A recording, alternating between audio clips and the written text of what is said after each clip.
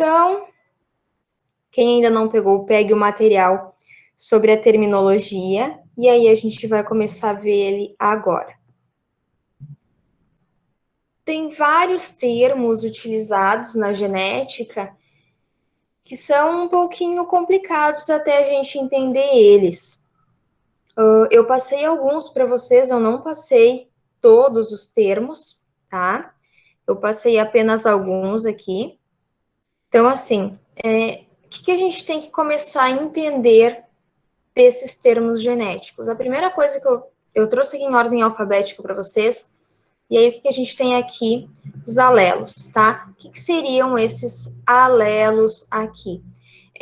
Quando a gente fala de um gene que está causando uma característica num ser vivo, esse gene, ele tem duas versões dele, tá? Ele sempre vai ser composto por duas partes. Essas duas partes podem ser dominantes, podem ser recessivas ou podem ser ambas, tá? Eu já vou falar para vocês sobre essa questão de dominância e recessividade. Então, eles são compostos sempre por duas diferentes versões. Cada gene. Eu posso ter vários genes atuando para formar uma característica, como é o caso da cor dos olhos, como é o caso da cor da pele, que a gente tem vários genes trabalhando em conjunto para gerar, então, essas características, certo? Então, assim, aqui nós temos os alelos. Aí a gente pode ter alelos dominantes, como eu falei para vocês, que seriam representados pela letra grande, tá? Então, esses alelos dominantes, representados pela letra grande, teve gente que pediu se era assim mesmo que se escrevia, né? Quando eu postei esse material para vocês. E é assim mesmo, tá? A gente utiliza a letra A como base, mas vocês podem utilizar a letra que vocês quiserem. Se vocês quiserem utilizar a letra B, letra C, letra D, fica a critério de vocês. Mas a gente usa o A, assim, como uma base para vocês entenderem, né, esse princípio, e aí depois a gente muda. Então, alelos dominantes, ele vai determinar uma característica no indivíduo, tendo um alelo recessivo junto ou não. Então, como é o caso aqui do indivíduo azão, e como é o caso do indivíduo azim. Tá? Então, isso aqui, alelos dominantes. Ele vai conseguir formar aquela característica estando em dose dupla ou estando em dose simples, que nem aqui. Já o alelo recessivo, ele só vai conseguir produzir uma característica se ele não tiver o dominante com ele. Então, o recessivo só vai conseguir expressar a sua característica em dose dupla. Somente. Isso é regra, tá? Se tem um dominante junto, a característica não vai ser aquela pela qual o alelo recessivo formaria, tá? Cariótipo, que a gente já falou algumas vezes a respeito disso, que é um conjunto, então, de cromossomos que nós temos no nosso organismo. Cada célula tem um cariótipo, tá? No caso da nossa espécie humana, o cariótipo nosso é composto por 44 cromossomos autossomos mais 2 cromossomos sexuais, que é o total, fecha 46. Ou 23 pares. Tá? Então, esse é o nosso cariótipo. Mas um gato tem um cariótipo, um cachorro tem um cariótipo, tem vários. Cada animal, cada ser vivo, ele vai apresentar uma quantidade diferente, tá? Desses cromossomos presentes nas células, então. Os cromossomos, nós temos inúmeros filamentos de DNA lá dentro do nosso núcleo, né, das nossas células, e cada filamento desse, quando ele começa a se condensar, quando ele começa a se enrolar ao máximo ao redor de si mesmo, ele vai formar o que a gente chama de cromossomo, então. Eu só consigo ver o cromossomo lá na hora da divisão celular. Como a gente já relembrou, mitose, meiose, né? Lá na metáfase é a parte de maior condensação, então é a fase de maior condensação desses cromossomos, e é quando eu consigo enxergar todos eles. Porque espalhados no núcleo, quando tem o núcleo protegendo esse material genético, a gente não consegue ver os cromossomos separadamente, porque é como se fosse um monte de fios de linha jogados ali.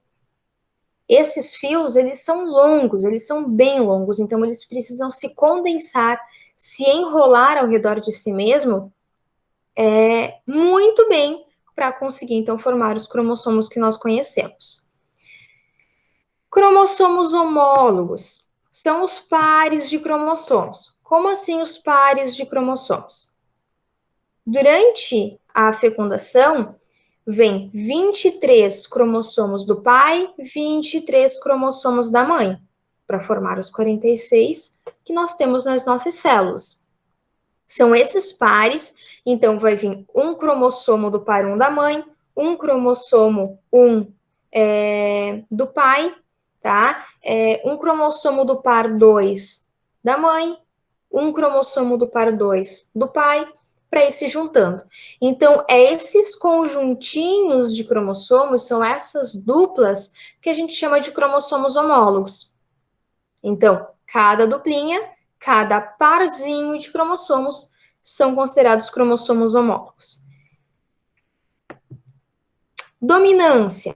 Então, agora a gente fala na questão de dominância, e vocês vão ouvir muito isso. Nos exercícios vai estar falando o indivíduo lá com característica dominante. Vocês têm que entender o que é isso. Então, essa dominância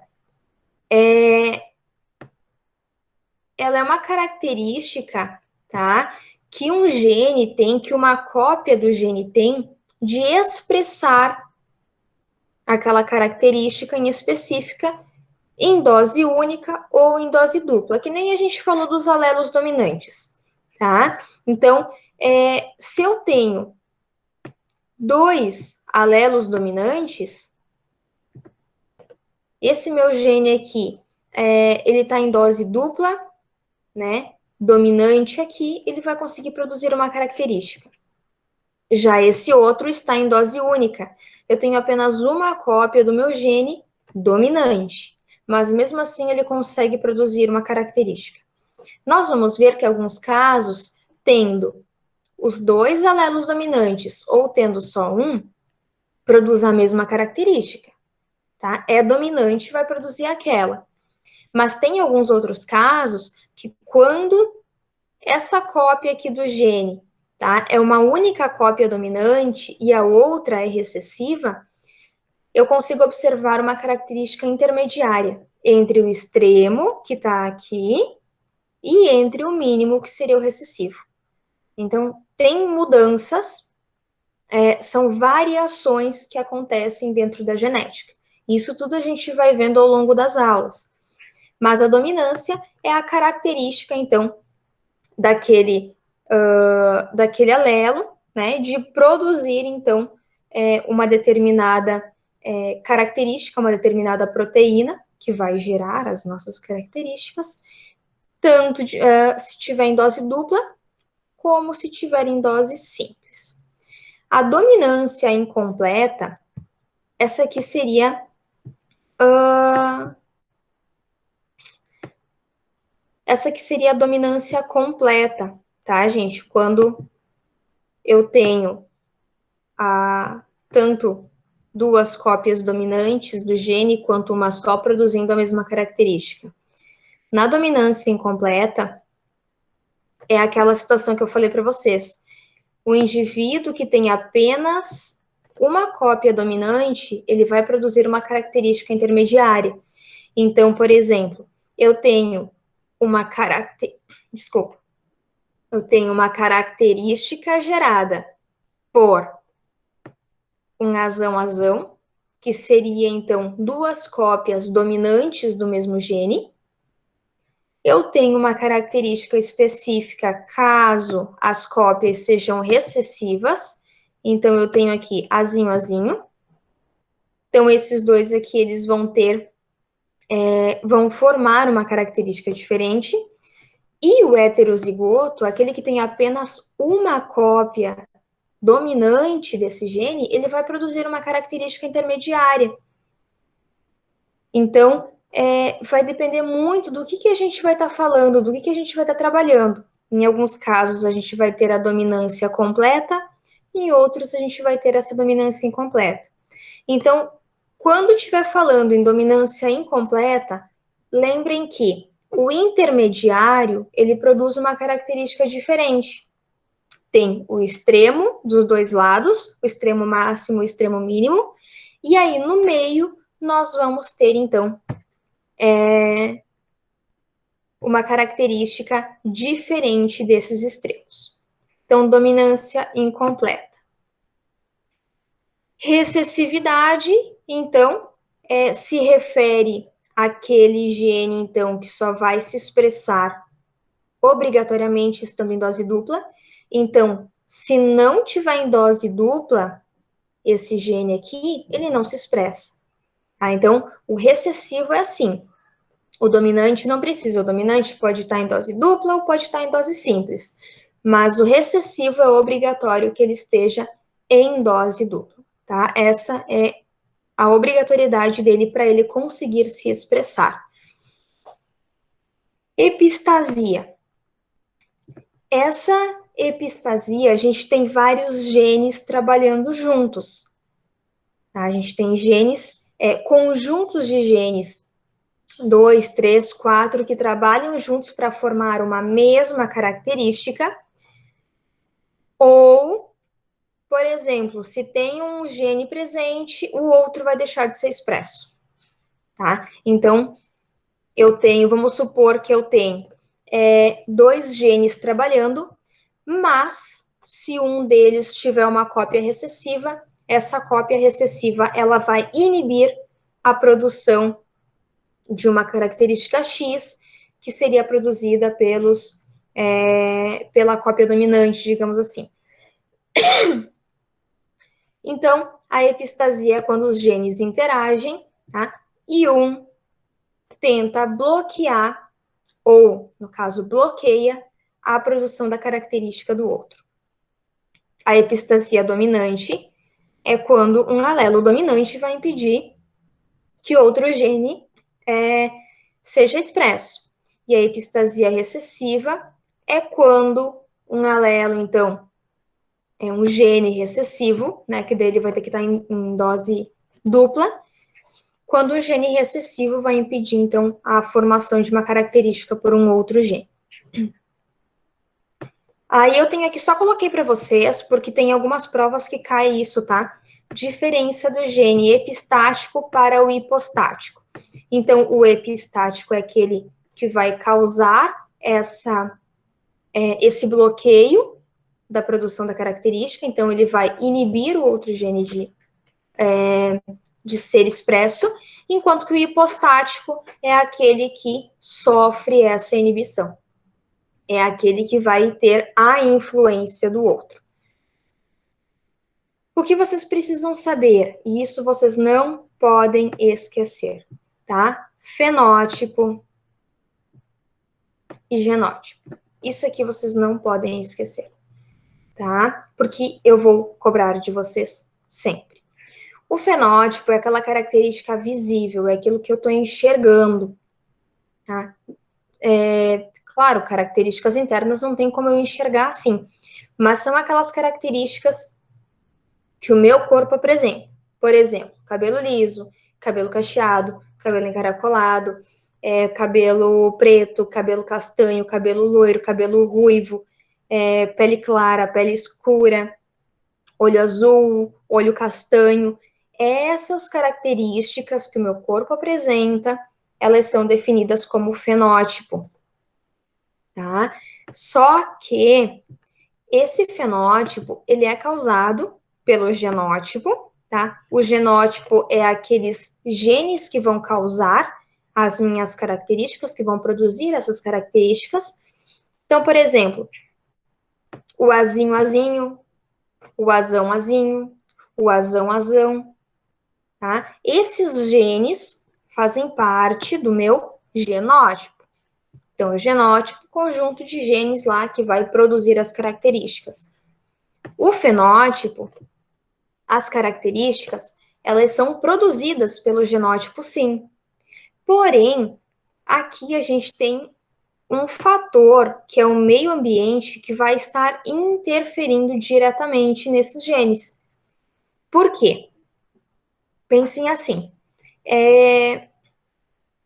a minha característica, tá? Os meus genes é para pele clara.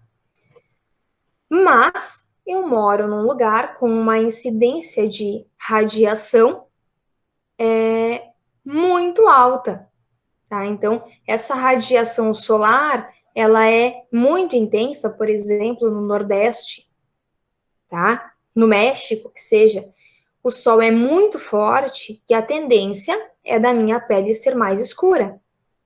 Então, eu peguei aquele bronzeado, fiquei com a pele bem mais escura.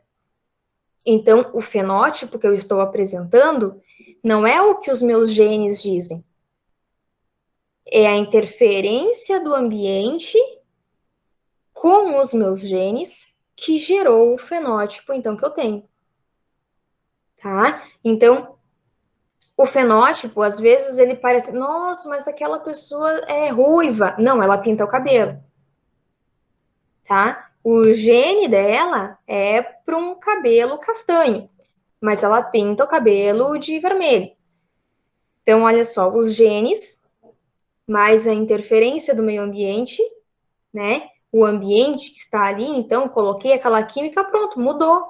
O meu fenótipo é diferente, porque teve aquela interação, tá? Então, vocês conseguem ver isso no verão, a gente vai pra praia, a gente fica bronzeada, pega uma cor, e no inverno, como a gente fica tudo tapado, a gente não pega sol, a gente volta para nossa cor natural, né? Então ali a gente já consegue ver a influência do meio ambiente sobre os nossos genes, certo? Então lembrando, fenótipo, as características visíveis. Os genótipos são os genes que vão causar essas características. Gene, então, são segmentos de DNA, tá? Então são partezinhas do nosso DNA que vão desencadear a produção de uma certa proteína, e essa proteína, então, ela vai ser responsável por produzir uma certa característica no indivíduo, individualmente, ou vai precisar de um conjunto de várias outras para produzir essa característica. Aí nós temos aqui indivíduos heterozigotos e indivíduos homozigotos. Isso vocês têm que cuidar muito, porque nos exercícios vai estar falando assim, é um certo indivíduo, ele é heterozigoto para tal característica. Então, o que vocês têm que saber a respeito dessa questão de heterozigoto? Quando eu tenho duas cópias diferentes do mesmo gene. Então, esse meu gene que vai estar trabalhando, ele vai ter duas cópias, uma cópia recessiva e uma cópia dominante. Heterozigoto, diferente, tá? Enquanto que o homozigoto, as duas cópias elas são iguais. Só que daí eu preciso saber a diferença de heterozigoto. Heterozigoto dominante ou recessivo? No caso de um heterozigoto dominante, eu tenho as duas cópias dominantes, tá? Então, ó, azão, azão, as duas cópias dominantes. Enquanto que o recessivo, azinho, azinho, duas cópias recessivas, certo? Então, heterozigoto, diferente, cada cada uma dessas cópias aqui, cada um desses alelos do mesmo gene, tá? Então são diferentes, enquanto que o homozigoto, eles vão ser iguais. Aí eu posso ter dominância ou recessividade. E aí, por último, nós temos o locus, tá? O locus gênico, que seria a posição, então, que o meu gene ocupa no meu cromossomo. Então, por exemplo, esse amarelinho aqui é um cromossomo, tá? Opa. Esse amarelinho aqui, ele é um cromossomo. A posição em que esse meu gene está ocupando é o que eu chamo de locus gênico. No outro cromossomo também. Então, nesse cromossomo eu tenho essa cópia do meu gene azão nessa posição, e aqui no outro cromossomo, então, meus cromossomos homólogos, que nem eu estava falando para vocês, uma cópia veio da mãe e uma cópia veio do pai. Então, eles vão apresentar esses genes aqui em tais posições desse cromossomo. Dúvidas? Sorali, que tu estava falando do homozigoto, que tu falou Sim. que eles têm que ter um dominante, um só dominante e outro só recessivo, isso? O homozigoto Isso. Tem que ter ou só um ou outro, isso? ou ele vai ser dominante, completamente dominante, com as duas cópias dominantes, ou Tá. ele vai ser completamente recessivo, E com como as é que a gente vai duas saber? Vai estar cópias escrito recessivas. no exercício, no caso, Oi? se vai ser recessivo ou dominante. Desculpa, repete. Tipo, a gente vai saber, tipo, vai estar escrito no exercício, tu falou que Sim, leria no exercício. Tá, sim. No caso de dominância ou recessividade do homozigoto, vai estar escrito. Mas o heterozigoto não vai estar escrito. Por quê?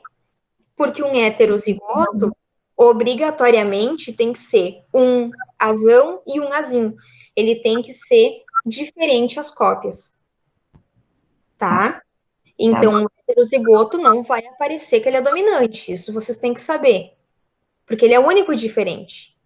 O Uhum, homozigoto aparece. O homozigoto, esse aqui é o homozigoto dominante, esse é o homozigoto recessivo. Daí sim aparece. tá, tá bom. Obrigada. De nada. Outras dúvidas?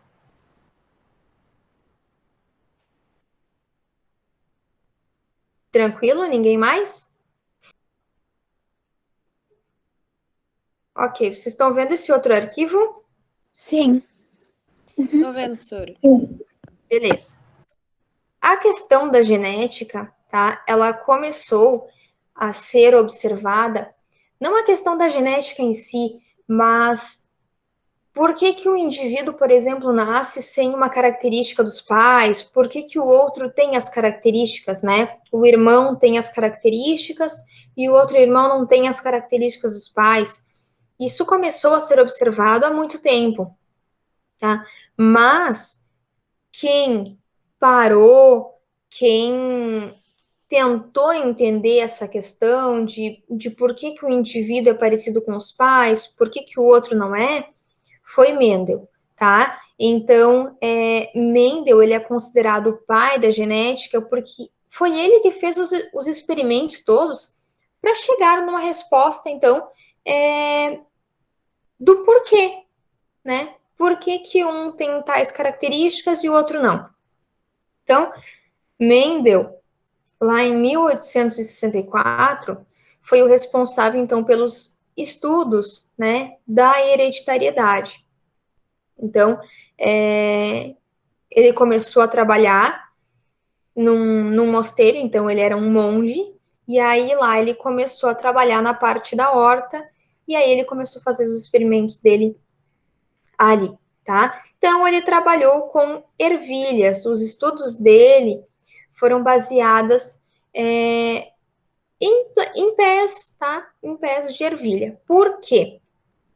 Porque essa planta, ela tem uma reprodução rápida, então o ciclo reprodutivo dela é rápido, o ciclo, a quantidade de sementes geradas é grande, então ele conseguia ter um parâmetro. Porque pensem assim, Mendel vai começar a estudar a questão da hereditariedade com um gato, com um cachorro.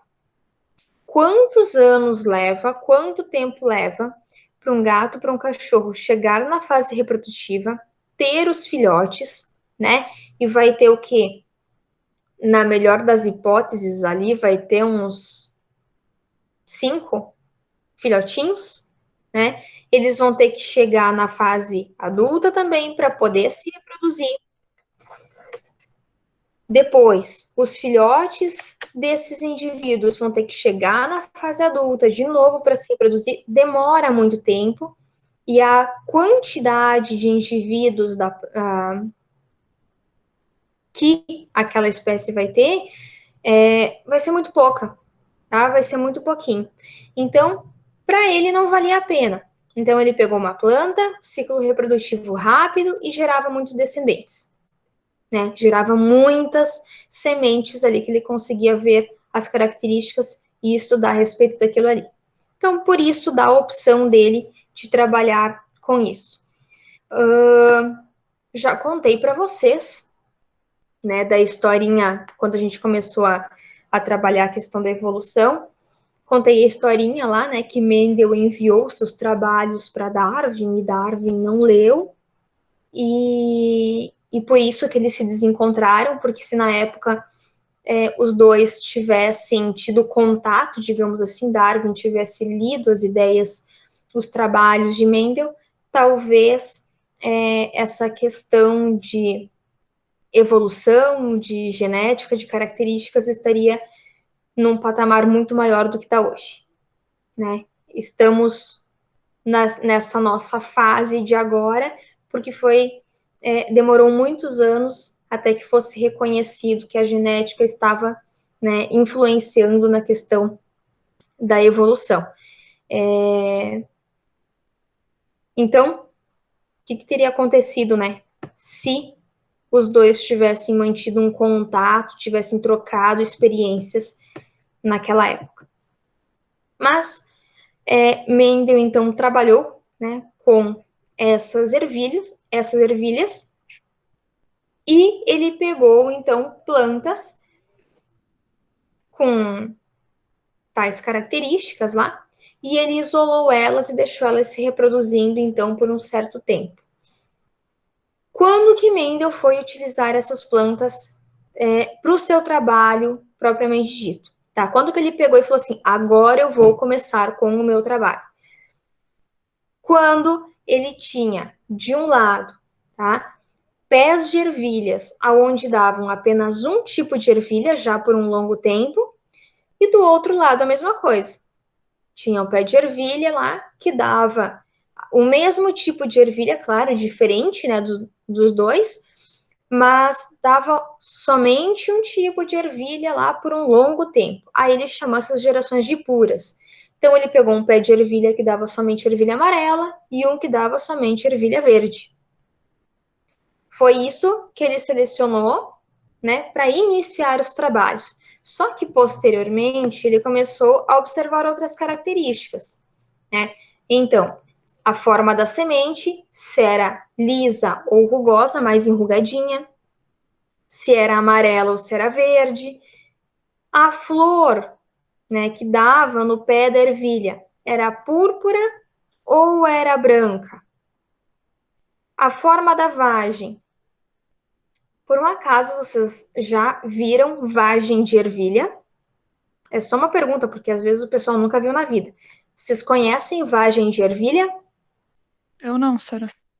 Tô sozinha aqui, né? Assim, vocês me abandonaram, vocês devem estar fazendo outras coisas. Eu também não, Sara. Até ligar o microfone, aí é complicado.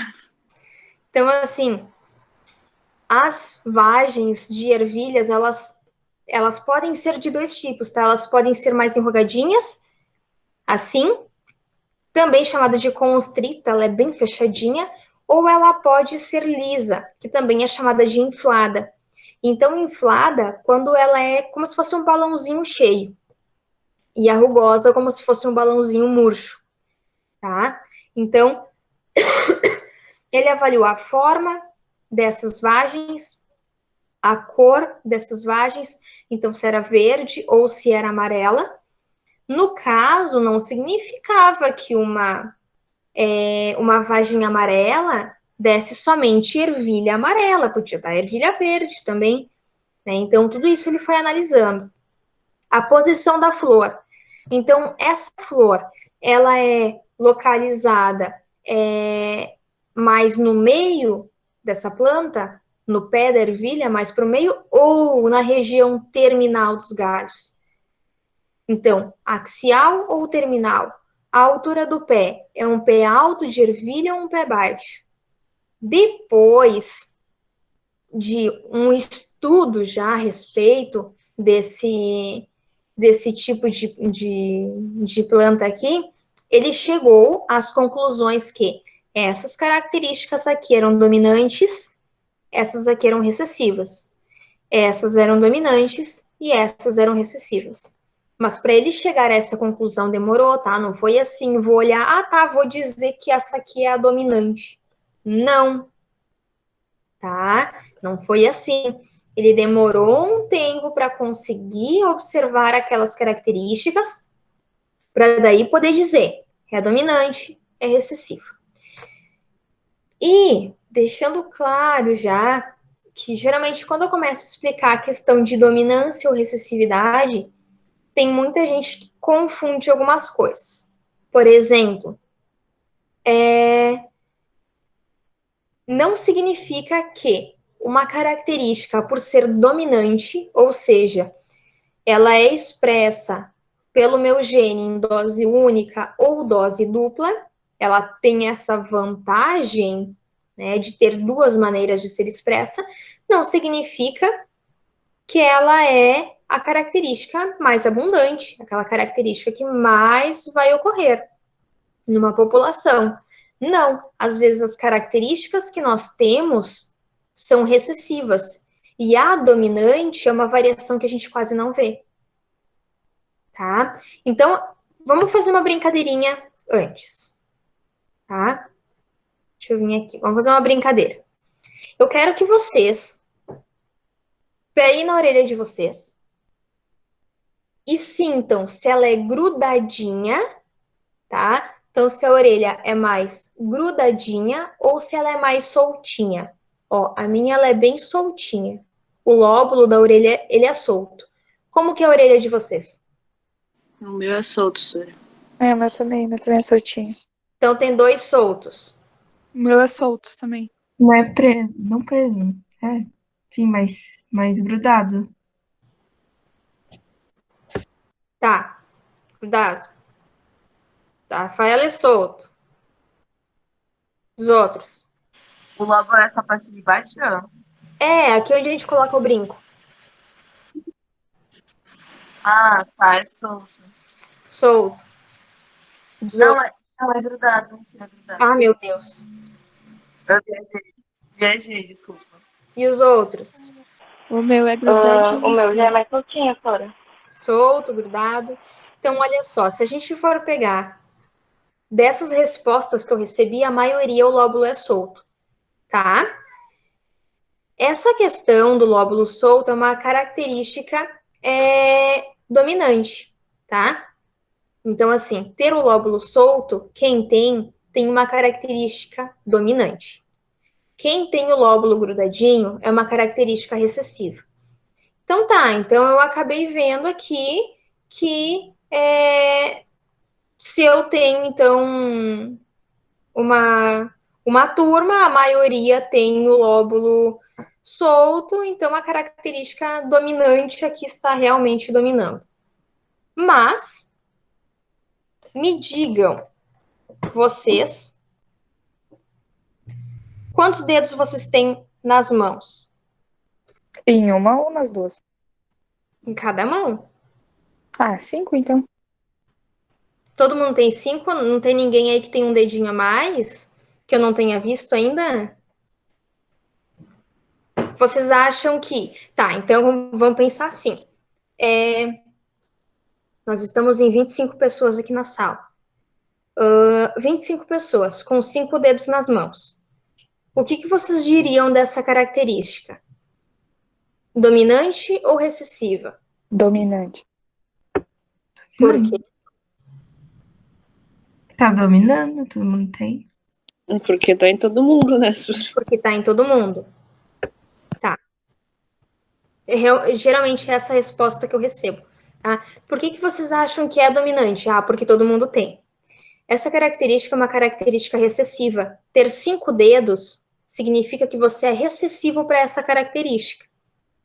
Então, Como assim era pra gente ter mais, Sora? Não Menos? era para a gente ter mais. A característica de ter 5 dedos, ela é gerada por um gene recessivo. Quando tem um gene dominante atuando ali, significa que eu vou ter dedos a mais. Tá? Daí eu tenho a polidactilia, eu tenho mais dedos. Então, o que eu quero que vocês entendam? A gente nunca pode olhar para uma grande coisa e achar que aquela grande coisa é dominante. Tá? Eu não posso pensar assim. Eu tenho que pensar de outra maneira. Bom, vamos analisar então. Vamos ver os genes que estão ali interagindo. Será que é dominante ou será que é recessivo? Mas eu nunca posso pensar que uma característica que abrange muitas pessoas, ela é dominante só por conta disso, só pela quantidade. Tá? Então eu nunca olho a quantidade para dizer se é dominante ou recessivo. Vocês já ouviram falar em acondroplasia? Não. Eu também não. Nem eu. Já ouviram, Também não. mas vocês já viram isso. Acondroplasia. Nunca vi. Já ouviram falar em nanismo? Esse sim. Sim. Sim. Uhum. De acondroplasia. E aí, o nanismo, ele é causado por um gene dominante ou recessivo? Dominante, Sora, só porque a gente é recessivo. Ah, eu não sei, peraí, eu errei, eu vou chutar agora. Mas aí é que tá, vocês têm que cuidar, porque os genes da quantidade de dedinhos é um, os genes para altura é outro. Os genes para o tamanho do pé, se vai calçar 34 ou 38, é outro, tá? Então, não é um gene para tudo. Cada coisinha tem o seu gene. Mas a acondroplasia ela é causada por um gene dominante.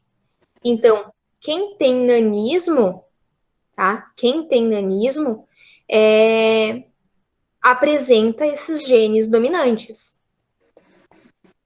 Se tem 2 indivíduos, tá? Casaram, eles têm uma cópia só do gene pro nanismo. Então, eles são azão-azim. Eles são normais, têm a estatura normal. Mas, se juntar o azão do pai com o azão da mãe, gera um indivíduo, então, com nanismo. O nanismo ele é condicionado por um gene homozigoto dominante. Entenderam? Aquilo que a Fer perguntou antes, vai estar falando se é dominante recessivo? O homozigoto dominante, então tem que ter as 2 cópias do gene lá grandão, azão, para gerar um indivíduo com nanismo. Tá? Então, a gente nunca pode generalizar, dizer que uma característica dominante recessivo pela quantidade de indivíduos que tem. Então, é isso que eu quero que vocês entendam. Bom, voltando. Quando Mendel, então, pegou aqueles pés de ervilhas, né, ervilha amarela, ervilha verde lá, ele disse que esses pés eram uma geração parental, tá? Uma geração pura amarela, pura verde. Por quê? O pé de verde só dava verde, o pé de amarelo só dava ervilha amarela. Ok? Então, ele colocou o nome de geração parental, amarela e verde. Depois, ele pegou essas duas plantinhas, da ervilha amarela e da ervilha verde, e cruzou elas, juntou. O que ele observou? Ele não tinha dado letrinha, ele não tinha dado nada, tá? Para isso aqui. Mas ele cruzou a amarela com a verde, e aí ele viu que do cruzamento dessas duas, dava todas as ervilhas amarelas. 100% da prole era amarela. Então, ele achou estranho, porque o que ele esperava? No mínimo, uma mistura, né? Ou vai misturar amarelo e verde, ou vai dar um pouco amarelo e um pouco verde. Não, deu tudo amarelo. Tá? E aí ele chamou essa geração de geração F1. F1 seria a primeira prole, tá? Então, geração parental, e daí os primeiros resultados ali, eles chamam então de geração F1. O que ele fez depois? Ele ficou intrigado com aquilo, porque só tinha ervilha amarela ali, e ele pegou essas ervilhas da F1 e cruzou com elas mesmas. Então, as ervilhas amarelas da F1, ele cruzou com elas mesmas. Amarelo com amarelo, vamos ver no que vai dar. E aí a surpresa dele foi que, para cada 4 ervilhas que ele tinha, uma era verde. Então, de 4 ervilhas, uma era verde e 3 eram amarelas. Aí ele ficou pensando, por que que o amarelo não apareceu? Por que que o verde não apareceu na geração F1? Provavelmente, alguma coisa, alguma característica do verde ficou escondida. O amarelo era como se tivesse mais força, né, para se expressar, e aí escondeu o verde. Por isso que ele chamou o verde de recessivo e deu as letrinhas pequenas, enquanto que o amarelo, ele deu, então, as letras grandes e chamou de dominante. Então, ele disse, ervilha amarela é dominante, ervilha verde recessiva. Mas, essas ervilhas amarelas, elas são homozigotas dominantes. Então, as duas cópias delas são dominantes. Por quê? Lá na meiose, foi separado, né, 23 cromossomos ali para os espermatozoides, 23 cromossomos para os ovócitos, e depois tem que juntar. Então, numa reprodução, tem que vir parte da mãe, parte do pai. Nesse caso aqui, teria que vir uma cópia do gene da mãe e uma cópia do gene do pai. Claro, né, a ervilha amarela não é o pai e a verde não é a mãe, mas para exemplificar, cada um dos progenitores tem que contribuir com pelo menos contribui com uma cópia desse gene.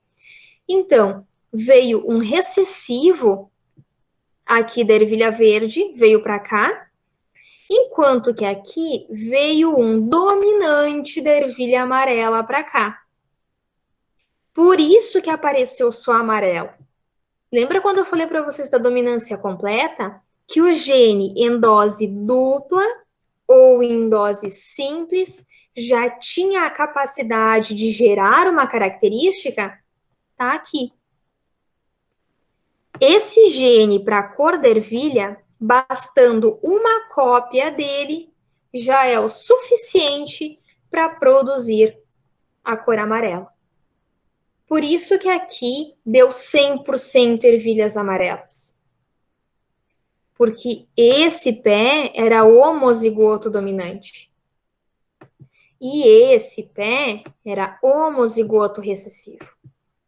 Somente assim para dar 100% ervilhas amarelas. Tá? Então, azão, azinho, por quê? Porque veio um azão do amarelo e um azinho do verde. E aí originou a geração F1.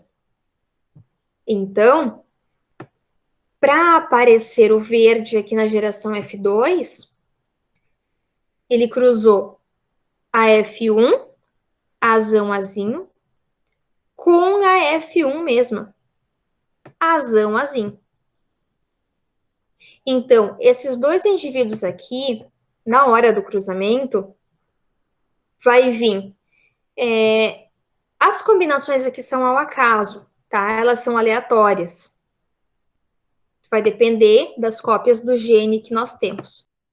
Pensem assim, eu tenho dois pés de ervilha que eu vou cruzar e eles são heterozigotos, azão, azinho, tá? Como é que funciona a combinação desses genes?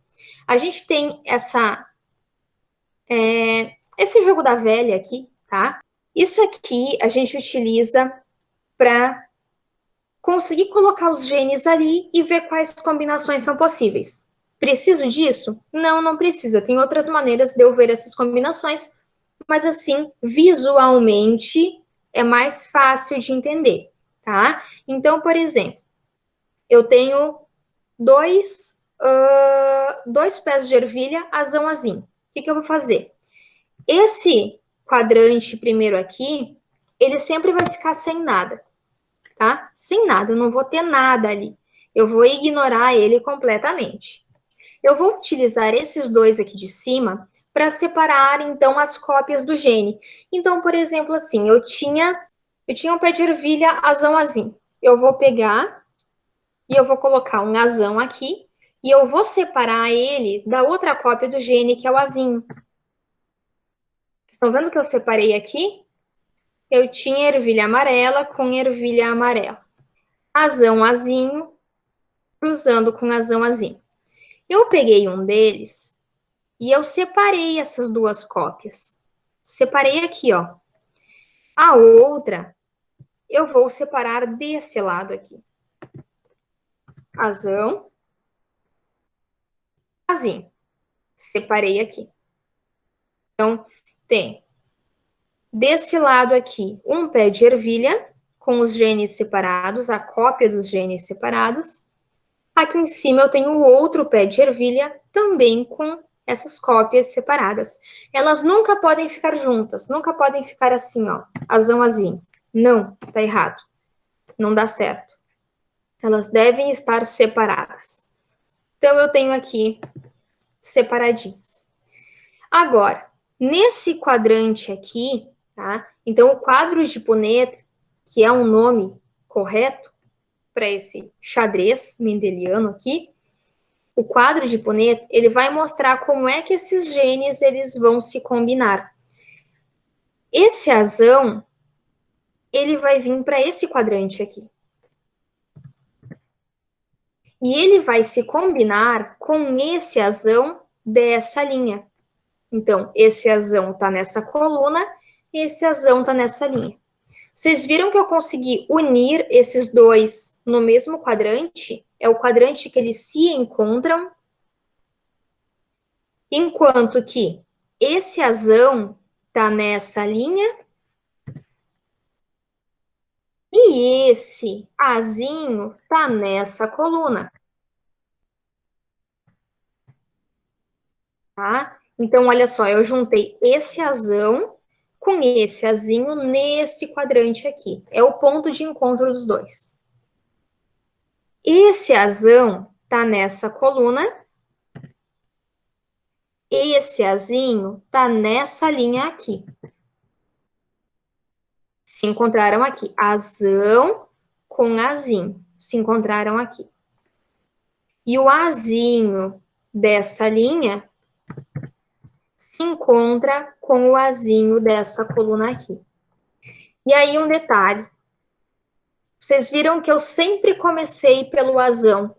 Eu sempre comecei pela letra dominante. E é assim que funciona. Eu nunca vou colocar azinho, azão. Não. O dominante sempre vai na frente. Tá? Sempre vai na frente. Azão, azinho. Bezão, bezinho. Cezão, cezinho. Sempre na frente. Tá? Eu nunca vou colocar um recessivo e depois um dominante. Vocês entenderam como é que eu uni isso aqui?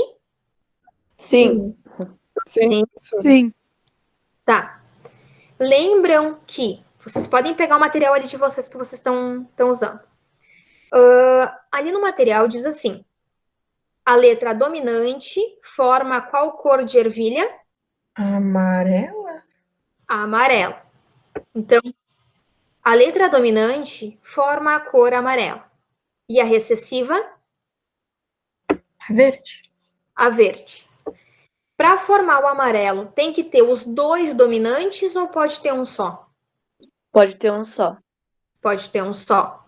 Então, olha só, eu tenho 4 resultados aqui, tá? Esses resultados aqui, então, azão, azão, azão, azinho, azão, azinho, azinho, azinho. São 4 resultados. Isso aqui é 100% do resultado, tá? 100% aqui. 100 dividido por esses 4, dá quanto cada um? 25? 25. Então, eu tenho 25% azão.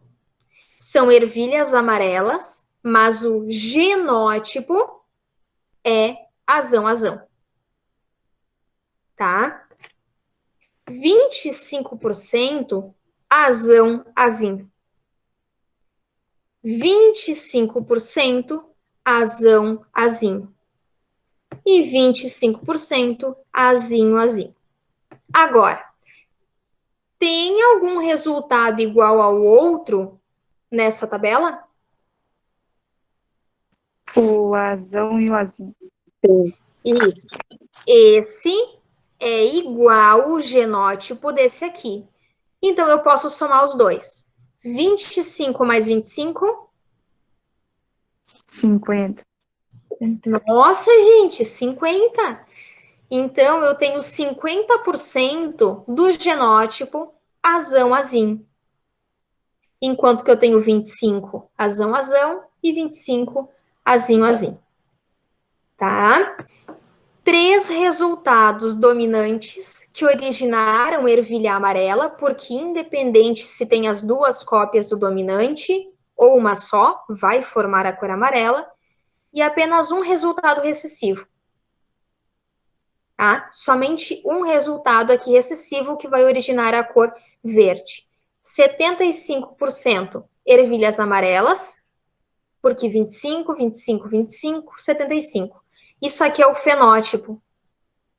Lembram o fenótipo, aquilo que eu vejo? A característica do ser?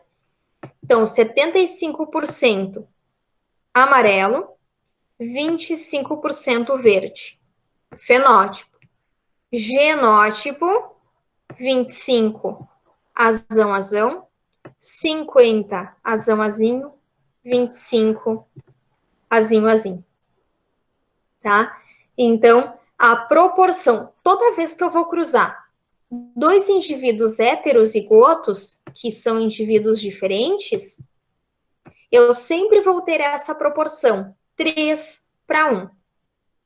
3 resultados vão dar uma característica, enquanto que um resultado vai dar a outra característica. Tá? No caso de dominância completa. A incompleta a gente vai ver depois. Dominância completa, sempre esse resultado, 3:1. Tá? Então, esse aqui foi o resultado da F2 que Mendel obteve. Aí, depois disso, depois de fazer esses estudos, ele então criou a lei da segregação dos fatores, que também é chamada de primeira lei de Mendel. Nessa lei, então, diz: todas as características presentes em um indivíduo são determinadas por genes, e esses genes, eles se separam lá na formação dos gametas, e esses genes, então, eles se separam, tá? Quando vai formar os gametas, parte do gene, uma cópia do gene vai para um gameta, e a outra metade vai para o outro gameta. Desta maneira, pai e mãe transmitem apenas uma cópia desse gene para a sua prole. Então, é aquilo que eu falei. Por exemplo, o espermatozoide tem 23 cromossomos, enquanto que um ovócito também tem 23. Quando junta os dois para formar um ser vivo, vai originar, então, o quê? Um indivíduo com 46 cromossomos. 23 veio da mãe, 23 veio do pai. Tá? Então, metade. E é isso que diz a primeira lei de Mendel. Tá? Cada um dos pais contribui com metade da carga genética da prole. Certo, gente? Então, primeira lei de Mendel é isso. Tá, gente? Então, muito obrigada pela participação de vocês. E aí, assim que eu marcar a próxima aula, daí a gente fala sobre o próximo assunto. Daí eu vou falar sobre o heredograma, tá? Vou explicar para vocês, mas aquele lá é bem facilzinho, aquele lá é bem tranquilo. Tá, gente? Muito obrigada, então. Bom descanso para vocês. Beijo, Beijo. professora. Parabéns também. Tchau. Tchau. Tchau. Tchau. Tchau. Tchau.